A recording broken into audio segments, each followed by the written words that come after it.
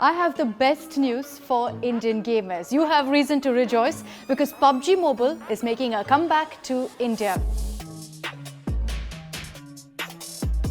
Yes, it was banned because it's a Chinese app, but what's interesting is that PUBG's used it as an opportunity to completely revamp the game specifically for the Indian market. So now the revamped version is called PUBG India. So obviously that means that the ban has been lifted, it's been made fully Desi. I know you want to know all the details about how different the gaming experience is going to be, so let me just get right down to the point. Let's start off with the fact that PUBG Mobile India is going to be fully sanskari. What do I mean by that? Well, all of you who've played PUBG know that the avatars usually are half naked.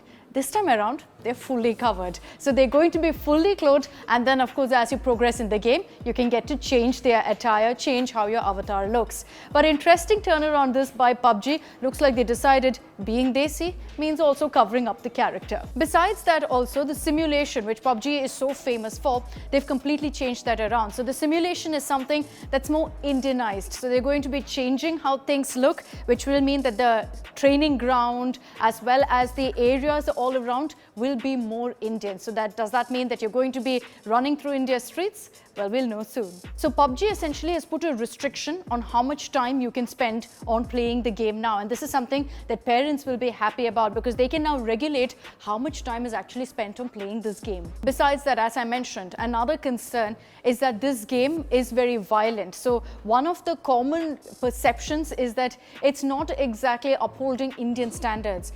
PUBG has taken note of this. They're saying that they're going to address this as well in the new PUBG India version that they're putting out. Interestingly, there are several other initiatives also. Besides changing how really the game looks and making it more Desi, PUBG is also going on a hiring spree in India. They are going to be bringing on 100 employees in India, providing job opportunities at a time when the pandemic has hit, at a time when there has been an unemployment crisis in India. They're looking at bringing in people for e-gaming as well as for employees who are specializing in game development and business.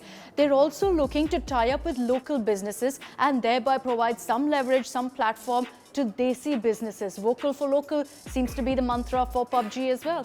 Remember that PUBG Corporation, the parent company at least, is called Krafton Inc. and they have announced that they're going to get into several tie-ups. They're talking about an investment of $100 million in India, and this is to cultivate local video games, to also cultivate a lot of other small businesses in India and then push that up, ramp that up in the country. And you have more reason to rejoice because PUBG and Krafton Inc. is also talking about hosting several e-sporting tournaments in India, keeping it local again for us. So that is again something that people are looking forward to.